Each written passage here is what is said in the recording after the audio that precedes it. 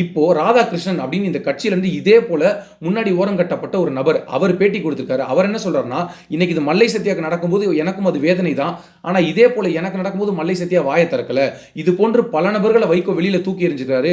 யார் ஒருவர் தனிப்பெரும் ஆளுமையா வர்றாங்களோ அவங்க எல்லாரையும் தூக்கி எறிஞ்சிருவாரு. அவர் கொஞ்சம் கூட கன்சிடர் பண்ண மாட்டாரு அப்படின்னு சொல்றாரு. இப்ப ஐயா வைகோ இடத்துல மீண்டும் ஒரு கேள்வி. உங்களுடைய மகன் என்ன தியாகம் செஞ்சாரு? என்ன அர்ப்பணிப்பு செஞ்சாரு?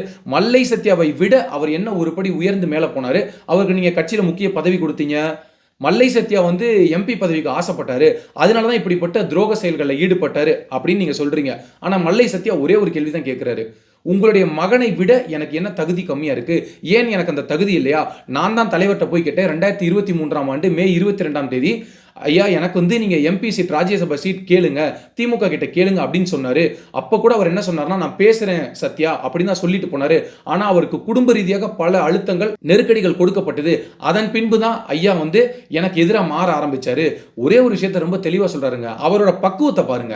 மல்லை சத்யா சொல்றாரு, என்னுடைய இதயத்தில் இருந்து என்னுடைய தலைவர் வைகோ அப்படின்றத யாரும் அழிக்க முடியாது.